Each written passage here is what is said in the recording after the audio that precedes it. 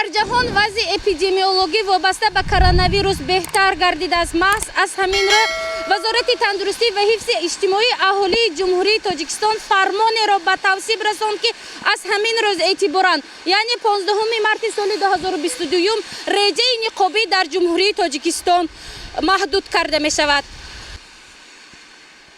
дар ҷумҳурии Тоҷикистон аз ҳамин рӯз, яъне санаи 15 март эътиборан реҷаи ниқобӣ барҳам дода шуд. Ин кор дар асоси қарори махсуси вазири вазорати тандурустӣ ва ҳифзи иҷтимоии аҳолии ҷумҳурии Тоҷикистон ба роҳ монда шуд. вобаста ба ин аз Маркази назорати давлатӣ ва санитариву эпидемиологии вилояти Суғд иттилоъ доданд, ки беш аз як моҳи гузашта сатҳи сироятёбӣ ба коронавирус аз ҷониби сокинони вилоят ба қайд гирифта нашудааст ва ин боиси барҳам додани реҷаи ниқобӣ шуда метавонад.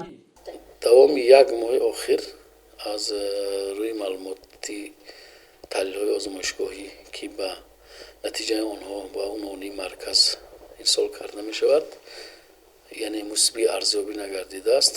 ҳамаи он таҳлилҳое ки гузаронида шудааст оид ба дарёфти барангезандаи сирояти коронавирус, ҳам тариқи ПЦР, ҳам тариқи антитела ва дигар нишондодҳое ки барои дарёфти беморӣ нигаронида шудааст манфӣ арзёбӣ карда шудааст. новобаста аз он ки бемории сирояти коронавирус сирояти роҳи гузаришаш тавассути ҳам ҳавогиру қатрагӣ ва ҳам тариқи тамосӣ мебошад. ғайр аз ин дигар бемориҳои сироятӣ арзи вуҷуд доранд, яъне ба қайд гирифта меистанд ки роҳи гузариши онҳо низ тавассути сирояти ҳавогиру қатрагӣ мебошад. аз ин лиҳоз мо бояд ҳамаҷониба худ ва дигаронро эҳтиёт кунем. дар ҷойҳои ҷамъиятӣ агар дар ҳолати дучор шудан ба шахсоне ки дорои аломатҳо ё бемориҳои нишонаҳои ҳамин беморӣ ё дигар бемориҳои ба ин монанд ё зуком ё зукоми мавсимӣ агар гирем, худдорӣ намоянд, хуб мешавад.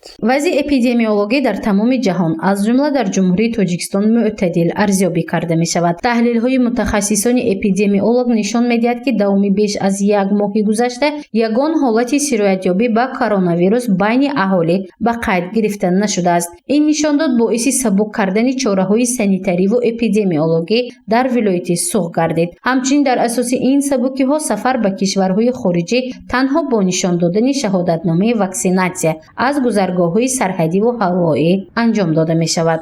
инчунин ба таваҷҷӯҳи тамоми сокинони вилоят расонида мешавад, ки оғоз аз имрӯз, яъне санаи 15 марти соли 2022 ҳангоми гузаштан аз гузаргоҳҳои сарҳади давлатӣ, ҳам тариқи роҳи оҳан, ҳам тариқи ҳавоӣ ва ҳам тариқи заминӣ, танҳо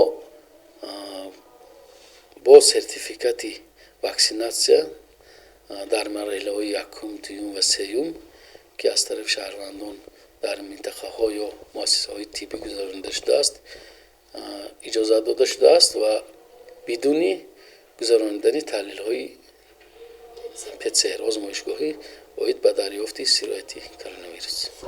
новобаста аз сабукиҳои ҷорӣ гардида, мутахассисони сироятшинос ва эпидемиологҳо тавсия медиҳанд, ки дар ҷойҳои ҷамъиятӣ бениқоб нагарданд, зеро бемориҳои сироятии мавсимии зуком ва ба зуком монанд ҳанӯз ҷой дорад ва ин бемориҳо боиси сироят ёфтани шахси солим мегардад. маҳз аз ин рӯ доштани ниқоб барои пешгирӣ аз беморӣ тавсия дода мешавад, аммо маҷбурӣ нест, зеро дар асоси як қарор реҷаи ниқобӣ барҳам дода шудааст. гузориши Мафнӯшпур ва Наимҷон Аюбов барои барномаи иттилооти Хабар.